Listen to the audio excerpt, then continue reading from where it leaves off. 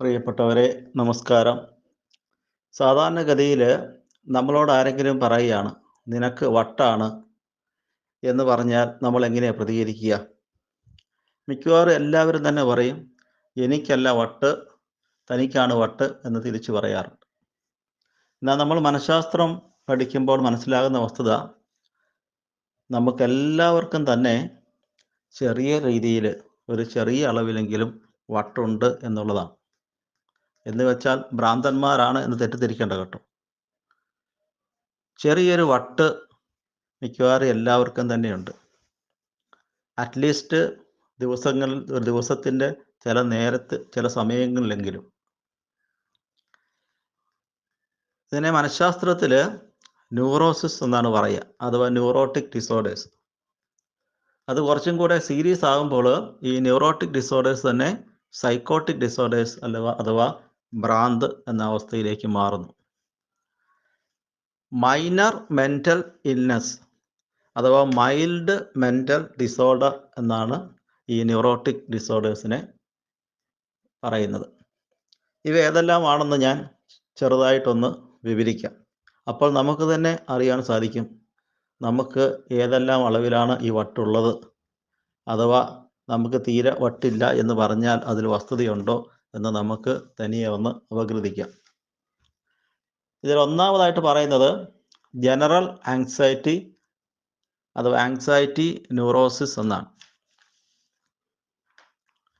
ഈ anxiety disorder എന്ന് പറഞ്ഞാൽ എന്ത് ചെയ്യുമ്പോഴും ഒരു അമിതമായ വെപ്രാളം ഉണ്ടാവുക, ഒരു ഉത്കണ്ഠ വരിക, എനിക്ക് ചെയ്യുവാൻ സാധിക്കുമോ എന്നുള്ള ഒരു ഭയാശങ്ക, ഒരു ടാസ്ക് ചെയ്യാൻ തുടങ്ങുമ്പോൾ അമിതമായ ക്ഷീണം, തളർച്ച, അയ്യോ എനിക്ക് ചെയ്യാൻ വയ്യ എന്നൊക്കെയുള്ളൊരു തോന്നൽ, ചിലപ്പോൾ അമിതമായ ഹൃദയമിടിപ്പ്, ഇതെല്ലാം ഈ ആങ്സൈറ്റി ഡിസോർഡറിൻ്റെ ലക്ഷണങ്ങളാണ്. പ്രത്യേകിച്ച് ചെറുപ്പകാലത്ത് അരക്ഷിതമായ അവസ്ഥയിൽ വളർന്നവർ, വീട്ടിലെ സാഹചര്യങ്ങൾ മോശമായിരുന്നവർ, പല ആഗ്രഹങ്ങളും ഉണ്ടായിരുന്നെങ്കിലും അതൊന്നും ഫുൾഫിൽ ചെയ്യാൻ പറ്റാത്ത അവസ്ഥയിൽ ചെറുപ്പകാലത്ത് ജീവിച്ചിരുന്നവർ, ഇങ്ങനെയുള്ളവർക്കൊക്കെയാണ് കൂടുതലായിട്ട് ഈ ആങ്സൈറ്റി ഡിസോർഡർ കാണപ്പെടുന്നത്. അപ്പോൾ അതിനുള്ള പ്രതിവിധി, നമ്മൾ അതേക്കുറിച്ച് ബോധവാന്മാരാകുക. ഈ ആങ്സൈറ്റി ഉണ്ടാകുന്ന സമയത്ത് വളരെ ദീർഘമായി സാവകാശത്തിൽ ശ്വാസോച്ഛ്വാസം ചെയ്യുക. എന്നിട്ട് നമുക്ക് ചെയ്യാൻ സാധിക്കും എന്ന ഒരു ദൃഢനിശ്ചയം നമ്മൾ വിഷ്വലൈസ് ചെയ്യുക. ധൈര്യസമേതം നമ്മൾ പ്രതിസന്ധികളെ നേരിടാനും ടാസ്ക് ചെയ്യാനുമായിട്ട് മുന്നോട്ട് പോവുക. ഇതൊക്കെയാണ് ഈ ആങ്സൈറ്റി ഓവർകം ചെയ്യുവാനുള്ള പ്രതിവിധികൾ. മറ്റൊന്നുള്ളത് ഫോബിയാണ്. ഞാനൊരിക്കൽ മൈസൂർ ഒരു ആശ്രമത്തിൽ, ഏകാന്ത ധ്യാനത്തിലുള്ള ഒരു ആശ്രമം, അവിടെ ചെന്ന് കഴിഞ്ഞപ്പോൾ ചെറിയ ചെറിയ കുടിലുകളാണ്. അപ്പോൾ ഒരു കുടിലിൽ താമസിക്കുന്ന ഒരു വൈദികനെ കാണാൻ വേണ്ടി അവിടെ ചെന്നപ്പോൾ അദ്ദേഹം റൂമിൽ നിന്ന് പെട്ടെന്ന് പുറത്തേക്ക് വെപ്രാളത്തോടൊരു ചാട്ടം, അത് വലിയ വിഷമുള്ള ഒരു പാമ്പിനെ കണ്ടെന്ന മാതിരി. അപ്പോൾ അത് കഴിഞ്ഞിട്ട് അദ്ദേഹം എന്നോട് പറഞ്ഞു, ദർ ഈസ് എ സ്പൈഡർ, അതെ ആ മൂലയ്ക്ക് ഒരു എട്ടുകാലിയുണ്ട്. അപ്പോൾ ആ എട്ടുകാലിയെ കണ്ടതാണ് ഇദ്ദേഹം ഒരു വലിയ വിഷപ്പാമ്പിനെ കണ്ടാലെന്ന പോലെ എടുത്തു ചാടിയതിലുള്ള വിഷയം. അപ്പോൾ ഇത്തരം സംഗതികൾക്കാണ് ഫോബിയ എന്ന് പറയുന്നത്. ഒരു ഇറാഷണൽ ഫിയർ, അകാരണമായ പേടി. നമ്മളൊരു പാമ്പിനെയോ ഒരു പുലിയോ അതുപോലെ വന്യമൃഗങ്ങളെയൊക്കെ കാണുമ്പോൾ പേടി വരിക സ്വാഭാവികമാണ്. എന്നാൽ സ്വാഭാവികമല്ലാതെയുള്ള ഒരു ചെറിയ പ്രാണികൾ, ഒരു സ്പൈഡർ അല്ലെങ്കിൽ വണ്ട്, അങ്ങനെയുള്ള എന്തെങ്കിലും ജീവികളെ കാണുമ്പോൾ നമുക്കുണ്ടാകുന്ന പേടി, അത് ചിലർക്ക് ചില ഉയരമുള്ള സ്ഥലങ്ങൾ കാണുമ്പോഴായിരിക്കും. അതിന് അക്രോഫോബിയ എന്ന് പറയും. ചിലർക്ക് എയറോപ്ലെയിനുള്ള പേടിയുണ്ട്, എയറോഫോബിയ. മറ്റു ചിലർക്ക് സെക്സിനോട് തന്നെ പേടിയുണ്ട്, ജെനോഫോബിയ എന്ന് പറയും. അങ്ങനെയുള്ളവരെ കല്യാണം കഴിച്ചാൽ അവരുടെ അവസ്ഥ കട്ടപ്പോയായിരിക്കും. ചിലർക്ക് വിജനമായ സ്ഥലങ്ങളോട് പേടിയുണ്ടാകാം, ചിലർക്ക് വെള്ളത്തോടായിരിക്കാം പേടി. ഇങ്ങനെയുള്ള പലതരത്തിലുള്ള ഫോബിയാസ് കാറ്റഗറി, ഏതാണ്ട് 20ഓളം ഫോബിയ പ്രധാനമായിട്ടും കാറ്റഗറൈസ് ചെയ്യുന്നുണ്ട്. പക്ഷികളെ പേടിയുള്ളവരുണ്ട്, ആൾക്കൂട്ടത്തെ പേടിയുള്ളവരുണ്ട്. ഇതെല്ലാം ഫോബിയൈക് ന്യൂറോസിസിൽ അഥവാ ഫോബിയയിൽ വരുന്നതാണ്. അടുത്ത കാറ്റഗറി ഈ മൈൽഡ് മെൻ്റൽ ഡിസോർഡർ അഥവാ ന്യൂറോട്ടിക് ഡിസോർഡർ, OCD എന്നാണ് പറയുക, ഒബ്സസീവ് കമ്പൽസീവ് ഡിസോർഡർ. ഇത് സംഭവിക്കുന്നത് ഒരു occurrence of unwanted and intrusive thoughts followed by compulsive behavior. Unwanted thoughts വീണ്ടും വീണ്ടും നമ്മുടെ മനസ്സിലേക്ക് കടന്നു വന്നുകൊണ്ടേയിരിക്കുകയാണ്, ഒരു കാര്യത്തെക്കുറിച്ചുള്ള ചിന്ത തന്നെ. ഒരു ഉദാഹരണം പറഞ്ഞാൽ, എൻ്റെ ഒരു സുഹൃത്ത് ഒരിക്കൽ ഒരു പക്ഷിയെ കൊല്ലുകയുണ്ടായി. ഈ പക്ഷിയെ കൊന്നതിന് ശേഷം അത് വീണ്ടും വീണ്ടും ഇദ്ദേഹത്തിൻ്റെ മനസ്സിലേക്ക് ഇങ്ങനെ ശക്തമായി കടന്നു വരിക, ഒരു കുറ്റബോധം, ഒരു മനുഷ്യനെ കൊന്നാലെന്ന പോലെ. അത് ആവർത്തിച്ച് വന്നിട്ട് അദ്ദേഹത്തിന് ഉറങ്ങാൻ സാധിക്കുന്നില്ല, വിശ്രമിക്കാൻ സാധിക്കുന്നില്ല, ജോലിയൊന്നും ചെയ്യുവാൻ സാധിക്കുന്നില്ല. അപ്പോൾ ഇത് നമ്മുടെ പലരുടെയും ജീവിതത്തിൽ നമുക്ക് ശ്രദ്ധിച്ചാൽ അറിയാം. ഇങ്ങനെ വീണ്ടും വീണ്ടും ഈ തോട്ട്സ്, സാധാരണ തോട്ട്സ് അല്ല, വളരെ ശക്തമായിട്ടുള്ള ഈ തോട്ട്സ് വരുന്നതാണ് ഈ ഒബ്സഷൻ എന്ന് പറയുന്നത്. അത് കമ്പൽസീവ് ബിഹേവിയർ ആയിട്ട് മാറുന്നത് നമ്മൾ അതിനെ തുടർന്നുള്ള ചില ആക്ഷൻസ് ഉണ്ട്. അത് വാഷേഴ്സ്, ചെക്കേഴ്സ് എന്നൊക്കെ പറയും. ചില ആൾക്കാർ എപ്പോഴും വാഷ് ചെയ്തുകൊണ്ടേയിരിക്കും. കൈകളായിരിക്കാം ചിലപ്പോൾ വാഷ് ചെയ്യുന്നത്, ചിലപ്പോൾ കാലുകളായിരിക്കാം, ചിലപ്പോൾ സെക്ഷൽ ഓർഗൻസ് ആയിരിക്കാം, ചിലപ്പോൾ തലയായിരിക്കാം, ചിലപ്പോൾ വസ്ത്രങ്ങളായിരിക്കാം. മറ്റു ചില ആൾക്കാരെ എപ്പോഴും ഈ ചെക്ക് ചെയ്തുകൊണ്ടേയിരിക്കും. ചിലപ്പോൾ ഗ്യാസ് ഓഫ് ചെയ്ത് രാത്രിയിൽ പോയി കിടന്നതിന് ശേഷം പല പ്രാവശ്യം വന്ന് ഗ്യാസ് ചെക്ക് ചെയ്തോ, ഡോറിൻ്റെ ലാച്ച് ഇട്ടിട്ടുണ്ടോ, അത് നന്നായി അടച്ചിട്ടുണ്ടോ, ഇങ്ങനെയുള്ള കാര്യങ്ങളൊക്കെ വീണ്ടും വീണ്ടും വന്ന് ചെക്ക് ചെയ്തുകൊണ്ടേയിരിക്കും. ഇത്തരം സ്വഭാവം നമുക്കുണ്ടെങ്കിൽ, രീതികൾ നമുക്കുണ്ടെങ്കിൽ മനസ്സിലാക്കുക, ഇതൊരു OCD ആണ്. നമ്മുടെ അമിതമായ കുറ്റബോധം, അമിതമായ വെറുപ്പ്, ഇതിൽ നിന്നൊക്കെയാണ് ഈ OCD ഉണ്ടാകുന്നത്. അപ്പോൾ OCD ഉള്ളവർ അത് മറ്റുള്ളവരോട് എല്ലാം ക്ഷമിക്കുക, നമ്മളോട് തന്നെയും ക്ഷമിക്കുക. കുറ്റബോധം ഉണ്ടെങ്കിൽ അത് മനസ്സിൽ നിന്ന് എടുത്തു കളയാനുള്ള മാർഗം ചെയ്യുക, പോസിറ്റീവ് പ്രോഗ്രാമിങ്ങിന് വിധേയമാകുക. ആ രീതിയിൽ OCD നമുക്ക് ഓവർകം ചെയ്യാൻ സാധിക്കും. മറ്റൊന്നുള്ളത് പോസ്റ്റ് ട്രോമാറ്റിക് സ്ട്രെസ്. അതായത് നമുക്ക് ഒരു ട്രോമ ജീവിതത്തിൽ ഉണ്ടായാൽ, നമുക്ക് വളരെ അടുപ്പമുള്ള ബന്ധുക്കളോ സുഹൃത്തുക്കളായിട്ടുള്ളവരുടെ മരണത്തെ തുടർന്ന് നമുക്കുണ്ടാകുന്ന ഒരു ട്രോമ, അല്ലെങ്കിൽ ഒരു ആക്സിഡൻറ്റ് കണ്ടതിന് ശേഷം പെട്ടെന്ന് വല്ലാതൊരു വിഷാദഭാവത്തിലേക്ക് കടന്നു പോകുക, ഒരു ഡിപ്രഷൻ ബാധിക്കുക, ശരീരത്തിന് മൊത്തത്തിലായിട്ട് മരവിപ്പുണ്ടാകുക, അല്ലെങ്കിൽ ഒരു കോപം, എപ്പോഴും പെട്ടെന്ന് ദേഷ്യം വരുന്ന അവസ്ഥയുണ്ടാകുക. ഇത് സാധാരണഗതിയിൽ ഒരു 6 മാസത്തിൽ കൂടുതൽ നീണ്ടു നിൽക്കാറില്ല. പക്ഷേ ഇതൊരു ആ ട്രോമയെ തുടർന്ന് ഉണ്ടാകുന്നതാണ്. അപ്പം അങ്ങനെയുള്ള ആൾക്കാർക്കും ആവശ്യമായ ഗൈഡൻസും കൗൺസിലിങ്ങും ആവശ്യമാണ്. അതിൽ കൂടുതലായിട്ട് അവരിങ്ങനെ ഒരു ട്രോമയിൽ കൂടി കടന്നുപോയ ആൾക്കാരാണ് എന്ന് നമ്മൾ മനസ്സിലാക്കുക.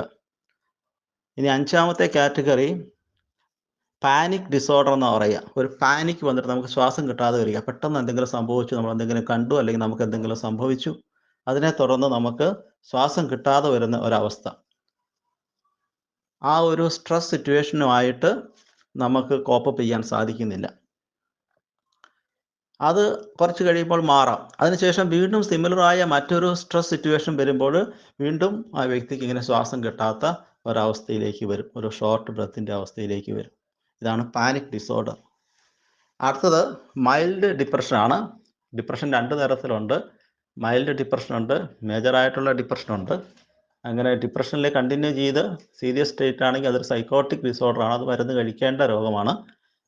അതേസമയം അത് മൈൽഡ് ആണെങ്കിൽ അത് ന്യൂറോട്ടിക് ഡിസോർഡറാണ്, അതിന് മരുന്നിൻ്റെ ആവശ്യമില്ല, കൗൺസിലിങ്ങും പോസിറ്റീവ് പ്രോഗ്രാമിങ്ങും ചെയ്താൽ മതിയായി.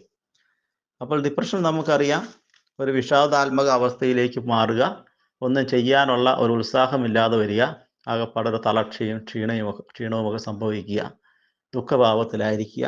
അപ്പം അങ്ങനെയുള്ള ആൾക്കാരുടെ പ്രശ്നം എന്താണെന്ന് മനസ്സിലാക്കി നമ്മളവരെ അതിൽ നിന്ന് മോചിതരാകുവാൻ വേണ്ടിയുള്ള പോസിറ്റീവ് സ്റ്റോക്സ് കൊടുക്കുക, അവരെ ആക്ടിവിറ്റീസിലൊക്കെ നമ്മൾ ഉൾക്കൊള്ളിക്കുക, അവർക്ക് ആവശ്യമായ കൗൺസിലിംഗ് കൊടുക്കുക.